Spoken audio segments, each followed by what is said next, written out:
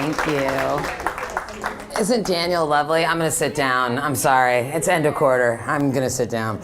Sandy has more energy than I do. Wasn't Sandy awesome? Oh my gosh, amazing. You are inspiring. It's totally unbelievable. Okay, so yeah, Daniel sort of told you who I am. I'm Leyla. I run the App Exchange here at Salesforce. I've been here about 9 years. I spent the first 6 years running the App Exchange, and then I wanted to do something more. I wanted to try something different, so Mark suggested I go become the general manager of Desk.com, which is our customer support application for small businesses. So I went and did that for 3.5 years. That was really fun. And then we decided to move those smaller businesses closer to our core clouds. So I helped move that happen. And then after that, I took a little break. I too have 2 sons, and I missed them. And I wanted to spend some time with them because running Desk was a lot of crazy work. So I went on sabbatical for 3 months, and then I came back. And oh, thanks, I have this. I'm all right, kiddo, you're a doll. And then I came back, and Mark asked me to come back to the App Exchange for a whole host of reasons that I'm happy to talk to you guys about in detail if you want me to. But I thought I would do this presentation. Well, I'm not a developer like Sandy. I did not get a computer science degree. I have a fluffy MBA and did all that stuff, but I don't know how to code, which bothers me deeply in like the core of my stomach, so you all have that one on me. And you could, like Kim, my dev manager's back there, like the people I idolize who can code and I spend a lot of time with. But I did this presentation at Cal a couple weeks ago. I think my aspiration is one day I'm not going to have an operational career, and when I no longer have an operational career, hopefully I will get to teach or sit on boards. So whenever anyone asks me to come speak at a university, I'm like, oh yeah, totally, let me try that career out. So I do this presentation inside of Salesforce for some of the groups that we have around mentoring and some of the things we put together to try to make people find their voice and do different stuff. And then I sort of extended it to Cal. And when Daniel and I were talking, I was like, what do you want me to talk about? Like, I don't know what to talk about. So I thought I'd do this presentation, but it's really just a guidepost to sort of chat through a whole bunch of things, and you should totally interrupt me. I'm happy to talk to you guys. I love talking about Force.com, Heroku, can do that all day long, so I'm happy to do that. Although not as an engineer, right? I have like the fluffy product management view. So I thought I'd tell you a little bit about who I am. It's sort of weird to sit and do this presentation, but I'm gonna do it. I'm first generation American. My parents aren't from this country. They're not even from the same country, which makes it really complicated. And they're from Turkey and Austria, so if you know anything about World War II or like history of Europe, those are not like 2 nations that love each other typically. So that was interesting growing up, which is why I think I'm a bit unique. I grew up in Berkeley. I still live in Berkeley. I'm dyslexic. I couldn't read until I was in the 5th grade. And then I had to go, oh, right, see, yeah, all kinds of people can be successful. I went into deep tutoring and figured it out, and now I can read. When I graduated from college, my dad wanted me to go to law school, because my dad was a lawyer, and that was what you did. And I was like sort of kicking it around, so I took the LSAT and did surprisingly well. It's like the only standardized test I've ever done well on, and got into this awesome school. And then my dad was like, you're going to law school. And I was like, oh no. So I went to Peace Corps, because that was a viable thing to do. So I was in the Peace Corps in Mali, West Africa for 3 years. I started banks. I really like cats. If you work with me, you will soon find that I will send you a picture of a cat doing something. I do it all the time just to ease off the intensity of the job, because it's hard to do this. Everyone gets really serious, and sometimes it gets a little intense, so I like to keep it a little light. I've been doing this for 18 years. I started as a product manager. I started building a number of different things, but mostly project management apps that were on FTP sites and gold CDs back in the day. In fact, when I came to Salesforce, I absolutely could not believe they released 3 times a year.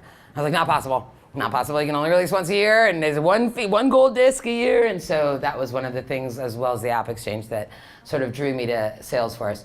I've been here 9 years. I started as a director. I'm now an executive vice president. There are not many executive vice presidents. That's good. And then, as Daniel mentioned a couple of years ago, my friend and I, and I'll tell you guys this story in detail, went to Mark and talked about equal pay, but I'll tell you the story as we sort of move through it. But that's who I am in a nutshell. And I thought I was talking to a business school group, so pardon the like 5 tips to do everything, but this is sort of how I think. So I was trying to think about what you tell business school students that are like, oh yeah, I want to work at Salesforce, which everywhere I go, someone tells me they want to work at Salesforce, like my mom, I'm like, right, my sister, yeah, okay. But these are sort of the 5 things that I thought summed up at least the way I've sort of approached my career and the things I've paid attention to, and quite frankly, things that I didn't pay attention to that maybe I should have, and now in hindsight I'm looking back on. So we'll walk through each of these and I'll sort of tell you where I am on them.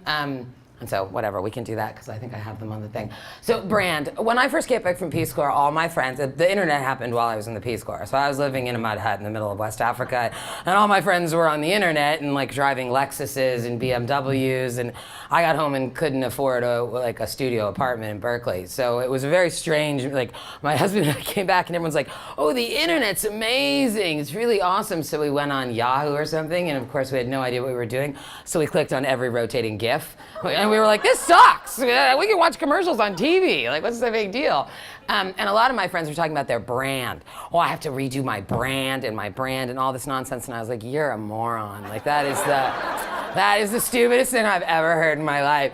And now I run all over the world talking about how you need to pay attention to your brand. So that's funny. But you do need to pay attention to your brand. Stupid and annoying as the term is.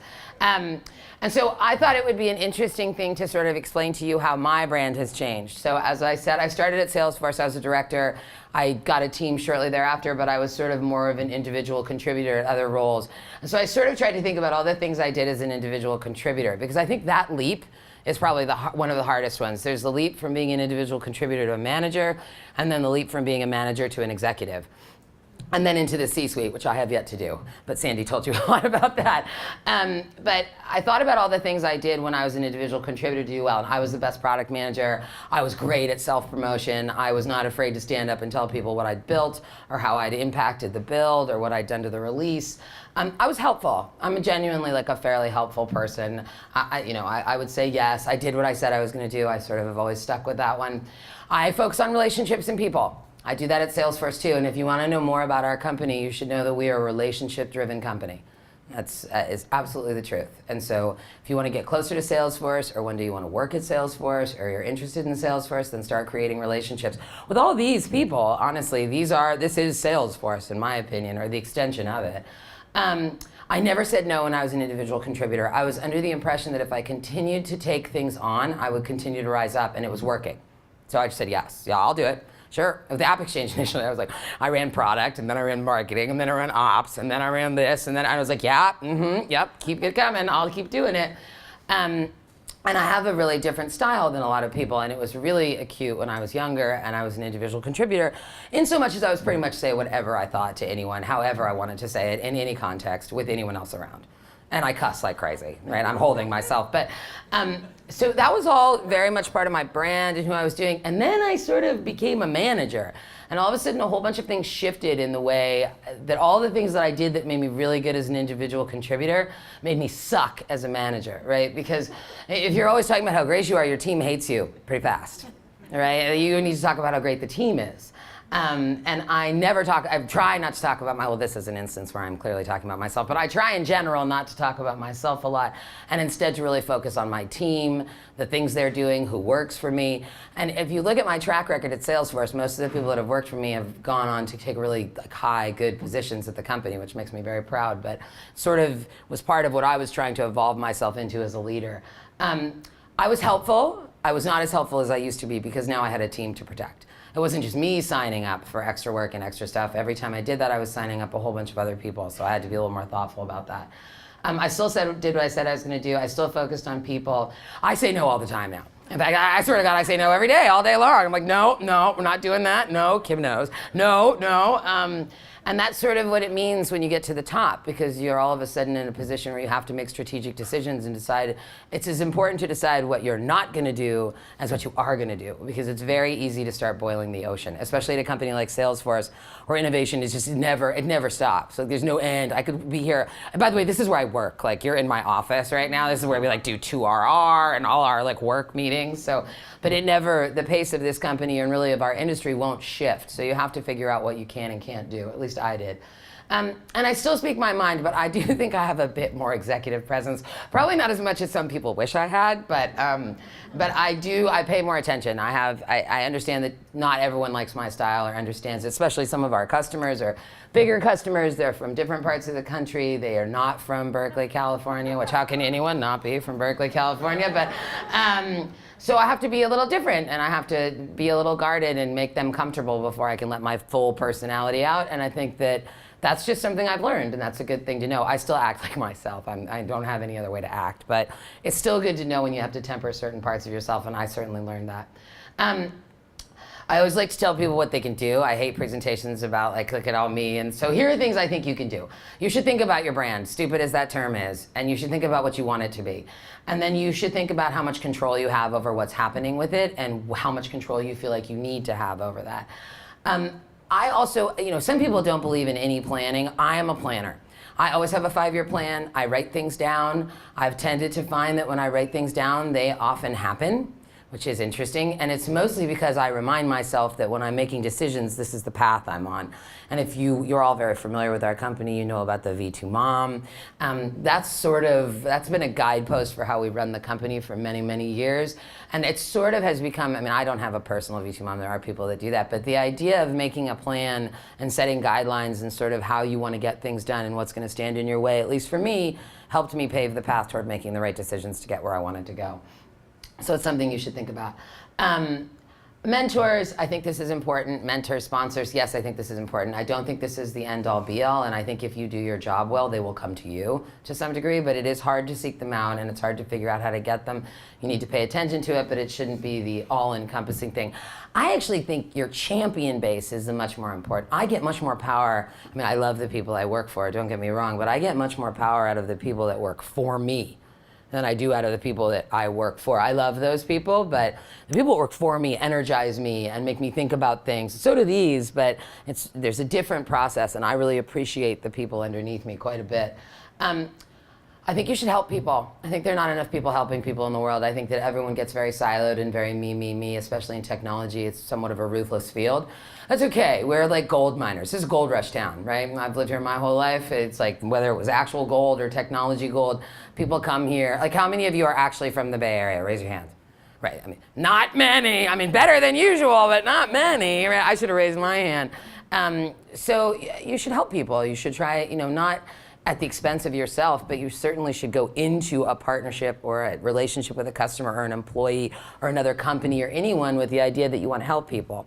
And that's why I like the Doug, because you all help each other all the time. Like you sit there and you nerd out on the code and freak out, and I love that. I think that's awesome. That's how it should be. And I believe that you have to use social media. Twitter is our preferred venue at Salesforce, so that's the one I tend to tout the most. But I do think you need to have some presence and some voice, especially because technology is so new and people are looking for different opinions. Hold on. All right, so that's sort of my bit on brand. Now we'll move on to something else. Hold on, what's next? Okay, change. Change is hard. It sucks. It's not easy. It's way easier when you know what's going to happen. I have a kid. My oldest son has ADHD, and he really likes to know what's going to happen. Like the schedule is really critical to him feeling comfortable with how the day's going to go. And when the schedule gets out of whack, he gets way out of whack. And I'm like, come on, you can't get out of whack every time the schedule varies. Technology is ADHD. It changes every 5 minutes. I can't keep up. I think I must have it because I'm so addicted to it. And you learn all about your dysfunctions through your children, but things change all the time, and it's so hard for people, and it's so hard to lead people through change. So, my advice on change is, these are more quotations, but don't act like it's not a big deal. That's the other thing. Whatever. Acknowledge that change is hard, sort of own it, and then get on with it, because this is the way it is here. If people don't like this, they shouldn't be in this industry, because look at Sandy. Look at just what Sandy ran through. Sandy's wicked young, by the way, running through all that. She was writing on tape, for God's sakes. What did that look like? I can't even fathom.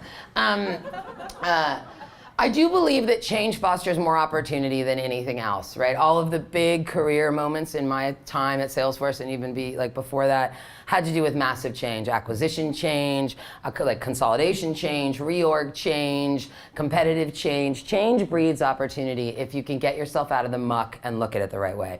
And as a leader, because I think you are all leaders, you not only have to get yourself out of the muck, but you have to bring everyone else with you with a smile on your face, which is hard, but you have to do it.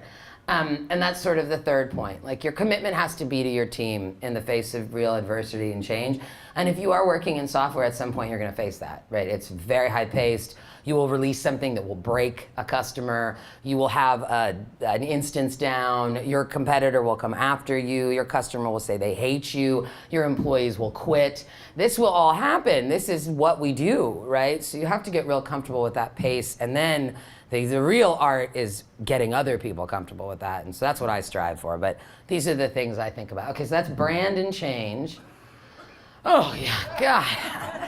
And nothing makes me more crazy than people that spend all their time managing up. Okay, like this, no, this is not how you, at least this is not how you drive a successful career around me. Like, yes, I manage up, that's part of my job, but I spend way more time managing down, right? My job is to make sure that the team underneath me is happy, that they like their job, that they're motivated to do it. My job is also to communicate with Mark and Keith and Alex and the executive team and make sure they know what direction we're taking the App Exchange and what my plans are. And that's my job. And I do that here all the time in front of, they're all sitting here and I'm used to them, like, but they do that too. But these people that spend all their time just paying attention to the people that are above them or can get them somewhere, this is a terrible tactic and you will fail. You will fail because one day they will give you a team and your team will hate you. So don't do this. My big words. This is sort of my little bits on it. The other thing is be nice to the people that work in the building. I mean, these are like, what in the hell? Like, be nice to the person that's sitting at the door, that's filling the refrigerator, that's making you coffee, that's cleaning the table. Like, don't act like these are not people. They are just as much a part of the company and the foundation of how everything runs as everybody else, as the most senior platform engineer, or Mark, right? And if you look at Mark, Mark says hi to everybody. Mark's, hey, selfieing with everyone. Like, you know, Mark acknowledges everybody in the company, and I think that's why we have such a special company and why you're all around it and you're interested in it. But if you spend all your time going up, you'll go up. And then you will crash down. I've watched it so many times, so please don't do this. Besides, it's so annoying. Ugh. It's like the worst when people do this. You're like, oh my God, shut up. You're a douche. Seriously. It's terrible. I hate it. It's like one of my massive pet peeves. Okay, the next thing. So here's the story on equal pay, because I think people like to hear this. So, I think it was 4 years ago. We just had this conversation outside. Sheryl Sandberg wrote the book, and she's like I love her. I totally have a crush on her. She's amazing. But she wrote the book, and Mark read the book, and Sandy was coming online with Kanandi, and we had all these, like, sort of this surge of amazing female executive power around Salesforce, and Mark is smart, and he harnessed it. And he leveraged all these amazing women that had sort of broken through these glass ceilings before and asked them what he should do, because what he recognized was we have quarterly meetings where what's next week, by the way, which is why I had a giant glass of wine when I first got here, and quarter end. And Mark stood up one day and realized that everyone in the room was a white man. And he was like, ugh, that's not really representative of the world or what I want to do. So he talked to Sandy and he talked to Sheryl and he talked to a number of different people and he came up with this idea to put together what he called the Women's Surge.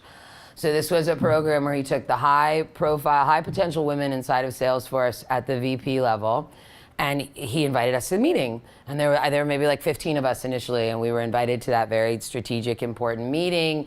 And we got all kinds of exposure, and we were put on stage, and all this stuff happened. And I got promoted out of that. That's how I became the SVP of Desk. And then my friend Cindy, who I've known for 20 years, we've known each other a long time, way before Salesforce, she was also part of that surged group, and she also got promoted. She eventually took over. She runs all of HR for Salesforce now. So the program really worked for us, and getting that access to that room and being in the room and having a voice and having a seat at the table was very influential in how our careers developed at Salesforce and sort of led us up to the path where, we're both executive vice presidents now. She runs a huge division. I run a pretty huge division. We did this, and we were super fired up. It was awesome, but we were also like, we have to do a bit more. Like, there's got to be more. We've done it. We've done something. Mark did something pretty amazing here, but there's definitely a lot more work to do.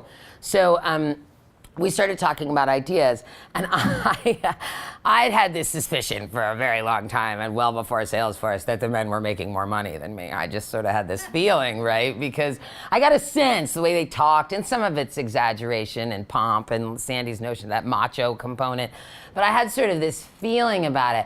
But then this event happened that really put it over the edge for me, and I'll tell you what happened. You know, we get packages as executives that we get to give out to our teams, like bonus and whatever, that stuff. So I was running desk, and I had a team of 4 people, all vice presidents. 2 were men, 2 were women, and we were crushing it. You know, we'd absolutely taken this business that was sort of not doing as well as we wanted it to, and we were soaring, and the market was reacting, and everyone was very happy. So when I thought about it, I really didn't think that one of them had done any more than the other 3. Like, we really were a team. They had functioned at a very high level. I had fought hard for a very wide package so that I could, you know, give them a nice compensation bump. So I divided it in 4s, because I was like, they all equally contributed. And then you know, you meet with your employees and you give them their package. And the way my assistant had set it up, I met with the women first. Nothing intentional, it's just the way the schedule worked out. So I met with these 2 women. I've worked with both of them for over 10 years. And I said, hey, this is your package. They were big packages. They were both like, yeah, awesome. Oh my God, it was such an amazing year. And we had so much fun, and we chatted through their one-on-ones, and it was really positive, and they were very excited about their packages. And I should say that all of them got the biggest packages they've ever gotten at Salesforce, right? So, you know, I have this data.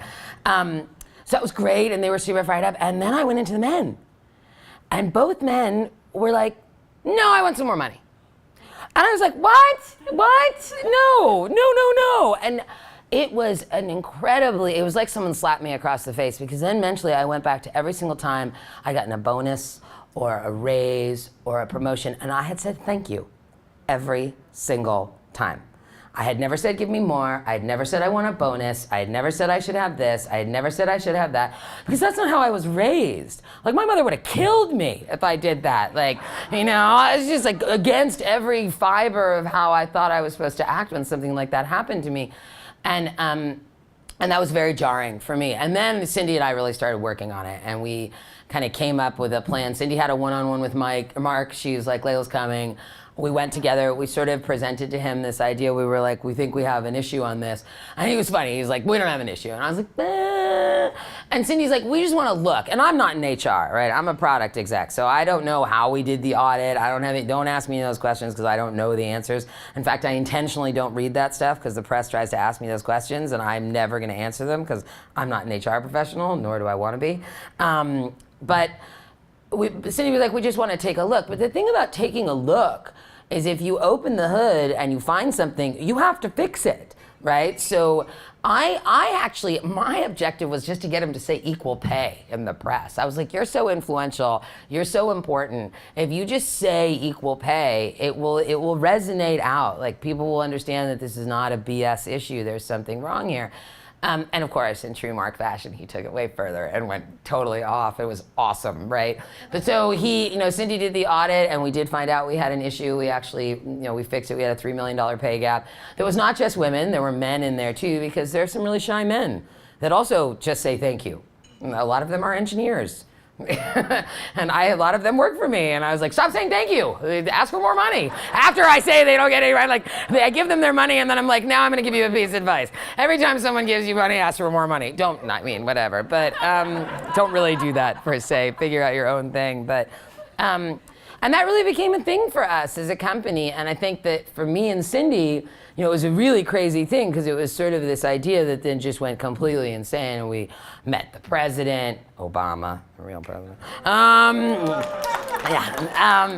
we got to do all these amazing things, and we were in the Wall Street Journal, and we were in the New York Times, and it was like all this stuff started happening. It was a pretty surreal experience. But I think the thing that held me and Cindy together as friends, and also throughout the process, was we were like, we have to do something bigger than ourselves. Like, we can do something. And once Mark put his weight behind it and was like really stepping out as a leader on this issue, it became really clear to us that we really could affect change, not just at Salesforce, which is already a pretty awesome thing to do, but across technology, and even to some degree across the country, right? And now when I think about equal pay, and I talk about equal pay, which I do a fair amount, I'm not ever thinking about us. I mean, I think about us, sure, but I really think about the single mother who lives in the middle of the country, who has 2 kids, that works 2 jobs, whose kids are still hungry because she makes 70 cents on the dollar. And that just makes me crazy, right? Because it's not like she's not working. It's not like she's not busting her ass and doing everything she can to try to get her life going. But because society has somewhat of a bias baked into the way we do everything, this poor soul is suffering, right? Like, so that's sort of what motivates and drives me on as we think through this stuff. But I also, like, even the salary review, that lovely woman who I emailed, I don't know where she went, but I did email her. It's a very real issue, right? And it's something that we sort of all have to band together and pay attention to. And I, for one, am wicked proud of my company and my boss, because he could have said no. In fact, I kind of thought he was going to say no. My mom definitely thought he was going to say no. She was like, did he say no? I was like, no, oh, gosh, no, he didn't say no. But I do believe that if you really are a strong leader, a strong person, you have to spend some time looking out for other people. And I think when I think of what initially attracted me to Salesforce, outside of the cool technology and releasing 3 times a year and the idea of the app exchange, the foundation and this idea, I'd never seen a company that had a social conscience. I'd never seen a company that thought about anything other than its shareholders. I went to business school. I was formally taught that the only thing that matters is your shareholders, like again and again and again. So to walk into an environment, and I was in the Peace Corps, so clearly like I have a predisposition for looking out for others beyond just myself. So to walk into a company that had a deep social conscience, and then to in 9 years to have not only volunteered and all that, but to actually have been part of affecting such a big change. I mean, I wonder if this salary review would have happened if we hadn't done that. That's what I just texted Cindy and I was like, do you think this would have happened if we hadn't done equal pay? And I don't know, I hope so. But it's funny to me how much people talk about it. And maybe it's just because it's me and everyone knows I like to talk about this, but it does feel like it's very prevalent. And certainly, we went to Mark, and then shortly thereafter, Patricia Arquette sort of yelled about it at the Oscars, which of course I was euphoric about. I was like jumped. My husband was like, okay, calm down. I was like, rah, there it is. Called Mark. I was like, rah. But I think that it shows the power of a company beyond its ability to just hit its bottom line and make money, but to actually do something bigger. And I think that's probably why you're all involved, right? The technology is great and it's super fun and all that too, but to be part of something bigger. Like, I don't want to just go to work and make money. I like making money. I'm a capitalist, don't get me wrong. I'm a Sandy, pay full price. I'm all with that. But I like the idea of there being a greater purpose to the work we're doing, and I think that's the interesting part of Salesforce and the community that surrounds Salesforce. I actually don't think of us as just the employee base anymore. When I started, there were 1,800 people. So it was a much smaller company, and now they're north of 25,000. I think we're moving into that direction. So yeah, it's a lot of people that came in. Yeah, it's lots. But when I think about how big we've gotten and sort of that thing, I think it's interesting because when we were 1,800 people, we were definitely all the employees, and now I actually think of the community members as part of the company. In a way, they almost make us better because you just don't tolerate any shit, which I love. You're like, why'd you build it that way? Rawr, idea exchange. But I think, and I said this with the App Exchange in the early years too. We had App Exchange All-Stars, and we had these, where's Geraldine? She's somewhere in here. She was one of the first. But we had this group of people that stood next to us with the App Exchange and just told us constantly what they didn't like, what we were doing wrong. It did feel that way sometimes, it did. But in a way that was so amazing because that's how we got better, right? And now, when I think about those people, I think of them as part of the App Exchange team or the extension of how we've done stuff at Salesforce. So I do think this idea that you should do stuff with other people in mind and have a greater idea of how you're affecting things is important. And even like just a very current topic, I don't know if any of you have seen Sheryl Sandberg has a new book out sort of about the death of her husband, and I watched the PBS interview with her, but it was such an interesting conversation because she sort of said how there's this, your personal life and then your work life and sort of this boundary between the two of them. I think that we're all part of making that boundary sort of go down. Maybe it'll never disappear completely, but I act the same at work as I do at home, much to my husband's chagrin. Like, I really don't act that much different. And I think, I think my parents were worried about me when I first got into business, because my dad was like, you can't swear like that. You can't wear those clothes. You can't act like that. My mom was like, you have to do your hair. I was like, these are not things I'm interested in spending any time on. But it's sort of that barrier is coming down, and as it comes down, we have to remember to be really nice to each other and take care of each other, which is why I like working here. So that's sort of that. All right. Right, I mean, this is sort of the whole point of this conversation, but you are not going to do it by trying to be Sandy. right? Or trying to be me, or trying to be Daniel, or trying to be anybody else. Like, the only way to true success is to own who you are and actually hold yourself to it throughout the process, because you will be challenged. There will be hard moments. There will be moments where you have to make tough decisions, or where you feel bad, or you feel like you're not good at it. I mean, or you just made the wrong call. You know, Sandy's like, she rebuilt it 3 times, right? I don't know how many times I've redesigned the App Exchange at this point. It's like I'm a daze. Which one am I in? The 4th redesign or the 6th?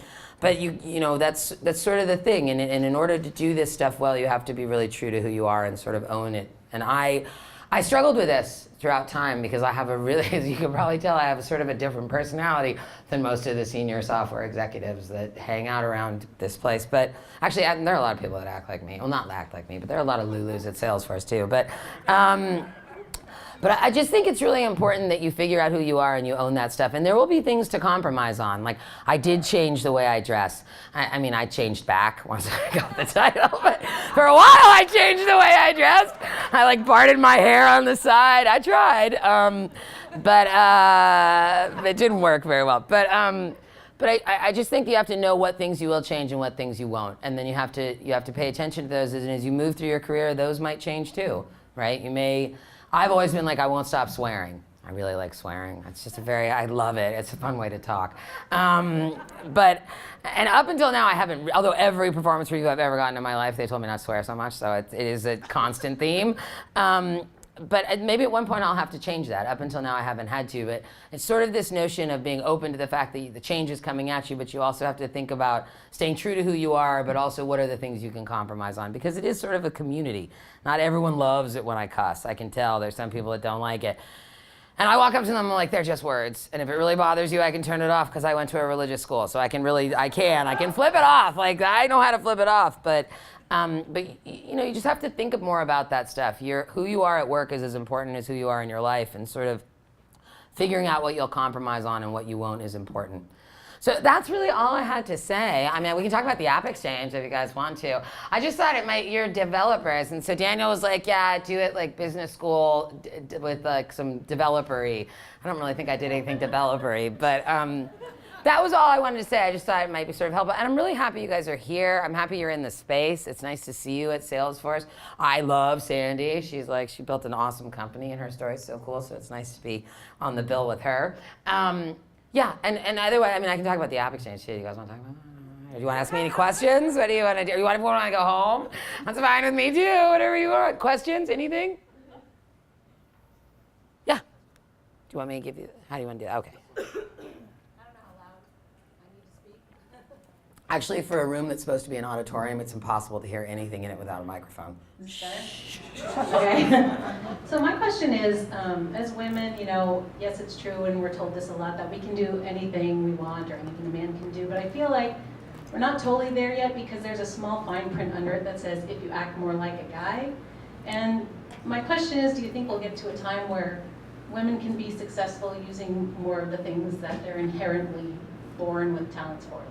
You don't see job descriptions that say, we want someone compassionate and empathetic and considerate. You know, you don't see that in a job description. So, should. Right. But, you know, do you think that there's a possibility that could happen someday, or are we supposed to just kind of? Yeah, I mean, I do. I think that, I loved Sandy saying like she's gender blind, or I think that certainly is my hope. I mean, if I'm honest with you, the cussing started because I was a product manager in a room full of male engineers. And it was a way for me to walk into the room and immediately make them comfortable. Because I'd be like, shit, this, that, and they were like, oh, okay, she's weird, I can act normal. And then we could build, right? And I had to build a ton of software. So that's how the cussing, I mean, I was cussing anyway, but I really took it to the next level when I was working with all engineers. So I have some of that built into me too. And I mean, my preferred venue is sneakers and jeans, but this is the male software outfit too, I get that. But I think we're moving closer to that. I think it's still uncomfortable for a lot of people. Like, I was on the phone with a very senior person here today, and I was like, you are not doing anything touchy-feely. Like, there's no, where's like you have to build this side. And then I told him, I'm like, go talk to this woman and have her help you with these couple of things. I think it's something that people are getting more used to. I don't think we're there yet. But I also think you can own it. right? I don't think, I'm a girl. I'm not a guy at all. Like, I cuss and I wear sneakers, but no one mistakes me for being one of the guys ever. You know, that's not my zone. So I think you sort of have to figure out what your right mix is, and then you have to run with it. It is a male-dominated world in business and in technology right now. I do like technology because at least we know we have problems and we own them and try to fix them, right? Where if you look at a lot of older companies, they're sort of stoic in their belief that what they're doing is completely correct. But we're not there yet. We have a lot of work to do. I mean, it's just, you know, and even Sandy's point. Sandy's like, I can't believe we're still dealing with this. My mother-in-law is the head of women's studies at university. She's like, I can't believe you're still dealing with these things. It's going to take a while. It took a while to get here. It's going to take a while. And there's one simple fact that will never change. We have the babies. And it's obvious. It was real obvious when I was pregnant. It wasn't like they were like, oh, Layla's eating chips again. Like, nope. That's a baby. Like, that's a full-blown baby coming out of that. So we're, you know, and that will always be a little predisposition to that, because when you're pregnant, you're not as fast and as, you know, go back to like tribal times, you know. But I think we're making progress. I have hope. I always look to the next. Like, I look to the millennials. Millennials have no tolerance for any shit, which I love, and I believe they will do a next wave on what we did, and hopefully it'll keep getting better. But we're not there. Hi, thank you very much. Obviously, the work that you've done with equal pay is very impressive and something I think is really great. One of the things I noticed that in the media and technology is not necessarily, in addition to equal pay, but equal representation of women in the workforce and technology. I have a degree in engineering from Cal, go Bears, and you know, I didn't remember seeing very many women there. Are you aware, is Salesforce doing anything to sort of encourage sort of the 16, 17, 18-year-old, you know, girl to want to pursue a job at Salesforce outside of maybe the typical jobs that people would think of, like in engineering and technology? Because when I see the press talk about there not being enough female engineers, I just remember back to when I was in school, and they just weren't there. And it was several years ago, but that is an issue. I talked myself out of coding. I mean, I was like, oh no, I'll go do econ. That's too hard. I don't want to do this. We do a lot of stuff. So we have, we actually have a program we're involved with most of the UC and Cal, or it's like Berkeley, and then some of the state universities, to bring computer science into the GE requirement of the undergrad degree in the California State University system. So that's something we spearheaded and have been very involved in with a couple of other companies. I think for us, and it's lovely that we have the foundation, because it's a way for us to really reach into education and really affect it. So our focus has mostly been on the SF public schools and the primary schools specifically, and trying to enable them with as much technology as possible. Mark is also very interested in this idea of apprenticeship, and Trailhead being the real catalyst for that. Just that we've created this online gamified training community, which is awesome and keeps growing, and people are learning, and hairdressers are becoming admins, and blind people are coding, and like amazing stuff is happening, you know? And so I think that we see ourselves in a position, and I really believe specifically with Trailhead, where we can affect that educational component very easily, because it's free. And we don't charge people for Trailhead, and there's all, yeah, I know, right? And there's all kinds of things. It's not just learning Apex and Visual Force and, you know, how to do Heroku Enterprise and all that kind of stuff. There's lots of like how to be a boss, how to be a manager, how to dress for work, how to run a meeting. Like, and Sarah Franklin and her team deserve a lot of credit for the work they've done to build out this sort of rich content. So we are approaching that problem in a multitude of different fashions at the primary education level, through, you know, our sponsorship of San Francisco Unified School District goes all the way through to the end of high school. And then also, and Ebony Freelix in our foundation is really spearheading a lot of different educational objectives nationwide that sort of push the computer science agenda throughout. And then we have the relationship with the universities, and then this apprenticeship notion with Trailhead. So I think we're doing everything we can. And as a company, you know, again, I'm very proud of Salesforce. There's nothing, we're not perfect either, and I don't think we stand up and say we're perfect. Like, we stand up and say we're working on the things we're working on, but when it comes to trying to raise the profile of women, I haven't seen many companies doing more than us. But if you see one, tell me, because I'd like to meet them. Brian. Hi. We know each other really well. So we don't. We're fortunate not to have the pay disparity, but we are gender imbalanced, right? And so we're in the process right now of hiring 15, and we have fantastic female leadership. But I thread, as a male leader, CEO, thread this really thin line of saying I want to hire diversity, but saying that we're still hiring the best. I'm not hiring you because you're female. I'm hiring you because you're the best for the role. But it's a bonus that you are female, or that you're a different race, or that you're a different background, because I truly believe that diversity matters. How do you, as a leader, bring that to your team, where you can speak in terms where you're not calling out a race or a gender, but at the same point, bringing out the importance of that? I mean, it's a tough question, and I think it's sort of different for each company. It sort of depends on your company culture, and we are continuing to work on this, right? I don't think we've nailed this completely. I will say there are things you can do, like for instance, on my team, and this is not a Salesforce corporate-wide practice, but this is what I do. For executive level roles, I have to see different types of people. Right, I have to see a woman or an African American or an Indian person. I just can't see all white men. If you show me all white men, I'm gonna take the VP head away from you and give it to somebody else, right? Because that's just not, and unfortunately it does require that level, I think, of focus right now, simply because there aren't that many people, but there are people. There are people, they're just not as aggressive, they're not as shy. Or very often, and I've done this many, many times, so I can speak to it with some confidence, women talk themselves out of the jobs. I've talked myself out of so many jobs I should have taken, my word, right? I mean, and I think that you need to sort of, especially as the CEO, like that's the interesting thing Mark did. Mark's sponsorship of this at the CEO level is why this happened, right? Even if everyone else had been on board, you as the leader of the company have a responsibility to ask people to at least present a diverse profile of candidates, or a diverse profile of the last couple of candidates, so that you can make a judgment call too, right? There may be, to her comment earlier, there may be some soft skills lacking in your company that you don't even realize aren't there, right? Or some different type of skills or empathy or things that you sort of are running so hard you haven't realized that you've lost sight of, and maybe a different type of person can offer up a perspective that shifts that. But I think it has to be somewhat conscious. We still hire the best. And our ratios aren't as good as we want them to be either, right? We're continuing to work on it, but I do think if you try, it happens. It's like that idea I told you, I write things down and then they tend to happen. Like, it's sort of a similar kind of notion in that you have to be somewhat prescriptive in the effort to shift the candidate pool, not just be like, well, how are the best? Okay, it's all white men, good. Like, that's sort of how we got here, right? A little bit. I have a question for you. So tonight, it seems like the obvious question we first heard about being a woman entrepreneur.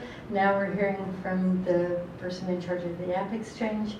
So has Salesforce considered starting up a program to encourage women entrepreneurs, in particular, how they might contribute to the app exchange? Yep, so we have a number of different things going. Our ventures team has actually put together a fund where we're investing in, we've taken a portion of our investment portfolio and we're investing it in, diverse-led companies, right? So people that are different. And in fact, we're launching the next cohort of our incubator on May 4th, and the mix of different types of CEOs is far better. So we've actually seen the sort of the fruits of this labor. So the venture team is actually expressly looking for that type of stuff. And Suzanne DiBianca and Meredith Finn on our teams here are sort of the ones leading the charge to look for a more diverse CEO profile in our venture suite. So yeah, we are. I'm not sure they're reaching out per se. I don't know exactly the process. I can find out for you, but I know that they are actively looking. And when I look, I'm responsible for the incubator too that Mike Creedon runs. So when I look at the incubator cohorts from the first, the incubator sort of classification on diversity from the first cohort versus the second one, we see a drastic improvement because we asked for some involvement and some different sort of looks. We're working on it. Geraldine? Hi, kid. I hope someone's going to ask the next question. Should I just speak really loudly? No. Okay. I'll speak really loudly. I hope I don't have the last word and somebody else asks a question, but if I do, then haha. And if you want to know what the App Exchange is doing for women entrepreneurs, the App Exchange is my customer. So thank you. What I've seen this evening is a huge hole in the potential what I've seen this evening is a huge hole in the potential to bring your partners into the equal pay opportunity. I have some stories that will turn your hairs on your head. Maybe we could make this something for Dreamforce where we start to encourage partners in the app exchange and partners who are consulting partners to be part of the equal pay push in the same way that they've been part of the Women in Tech push. I think that's interesting. I mean, I think it's something we can evolve to. Right now, our real push with partners is pledge 1%. And we really want everyone to, and I'm all for equal pay. Clearly, it's like I'm the equal pay poster child these days. And I think hopefully in time we can extend it to do something around equal pay too. It's something a company has to decide to do. It's not something you can pressure a company into doing, because the other thing about equal pay is it's not one and done. Like if you read any of Cindy's blog posts, or anything, like we did it again this year, and we found more holes, and we had to fill them up again, right? And we're going to do it, if you listen to Cindy and Mark talk, we're going to do it every year, and we're going to keep filling the holes. So there's a level of commitment to it that, some companies, I feel like everyone should do it, and I think they will in time. And certainly if you look at countries like Iceland and even the UK, there are companies that are doing a lot of interesting things at a government level to expose this issue and sort of make it a mandate for the companies to report back. So we're seeing some shifts, and I'm hoping that we'll see that into our country at some point too. But I think it's a good idea. Everyone's laughing at that. Wow, that's terrible. You had a chuckle from the audience on that one. But I hope at some point we can do it. It's a great idea. It's a great idea. Anyone else? Hello, hi. Where do you get the confidence to build a product? It's an interesting creative process, and I think sometimes it can feel a little bit like crazy and chaotic to say, I have an idea and everyone's going to build it, right? Because I'm in charge. So where do you find that confidence? It's lovely question. I work for John Wookie, who's like one of my favorite people in the world, and he always, and Sandy said it too, you solve a problem, right? So the way I get confidence to build a product is it's very, I can see it. I'm like, oh, this is terrible. You're running this thing terribly. Like, this is a terrible job, and I can fix it. Like, I can do this, and that's what Sandy did. Like, oh, you're a moron. I can do that and that and that and that, and then you will go there, right?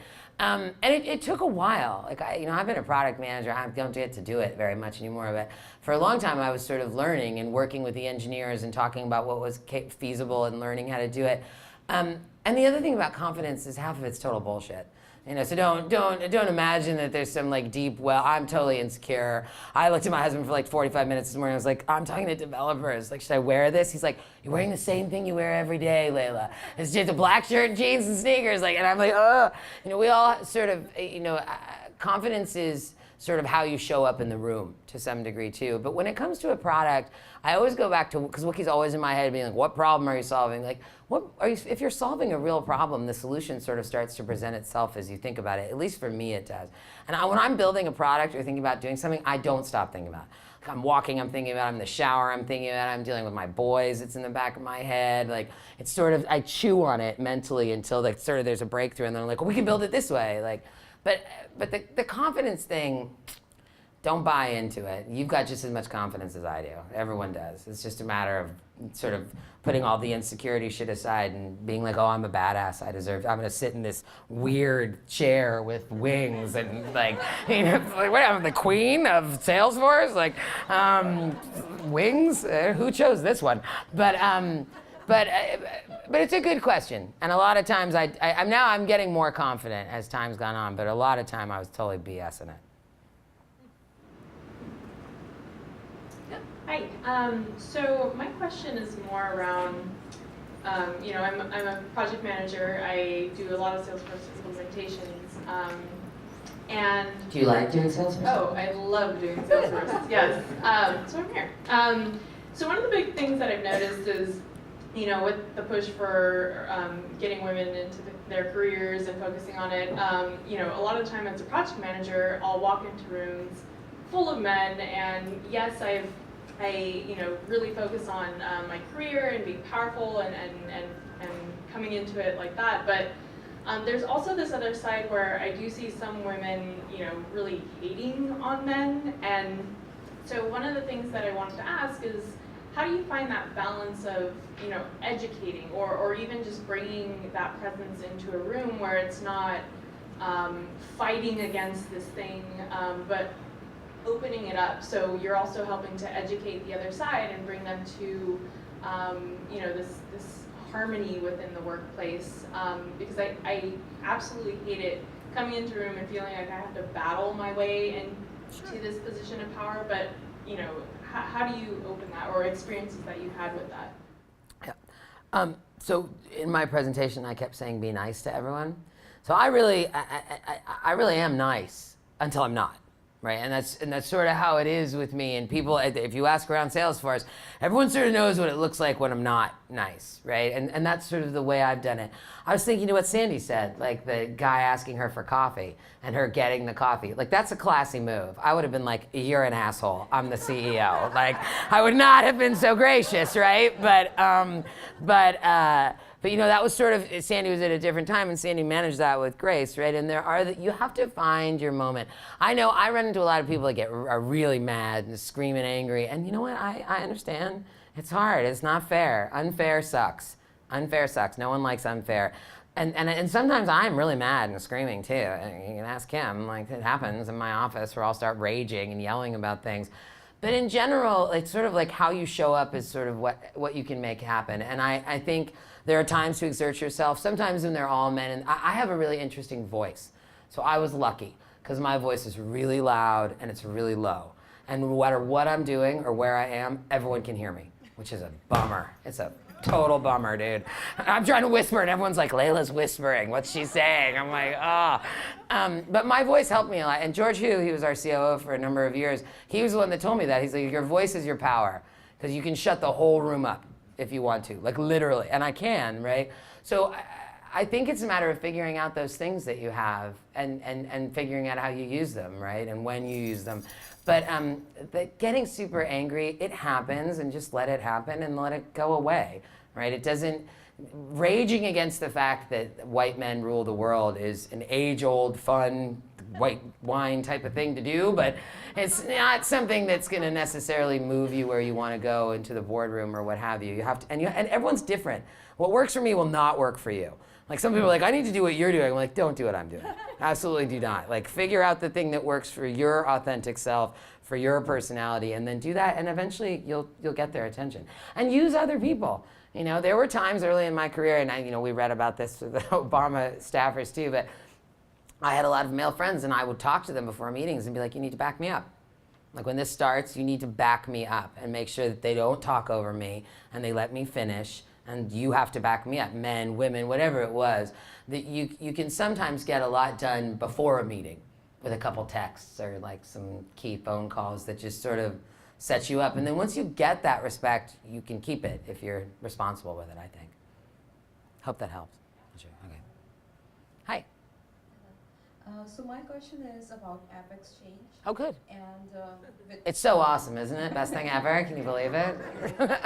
there are thousands of apps, and there is an app to pretty much solve any problem. So my question is, with so many apps and so many more coming in, so much of influx of software, how do you find spaces or gaps or needs that still need to be fulfilled? I mean, the interesting thing about Salesforce is that the web just gets wider, right? I mean, when I started here, we were a one-product company. We had an SFA tool, right? We didn't even have a platform, really. We were just starting to dip our toe in the water of like, wait, this is slightly bigger. So yes, the App Exchange is crowded. There are over 3,000 apps up there. That's my job, right? Like, my job is to make you guys have successful businesses and to give our customers as many choices as I possibly can. So, because we have all types of customers. We have little customers and big customers and different stuff. My advice to you, and this sounds ridiculous, John Wookie's gonna like me for this one, but you have to figure out the problem, and there are still a lot of problems in our customer base. Talk to this woman one over from you who's implementing. I bet she can give you like 5 app ideas.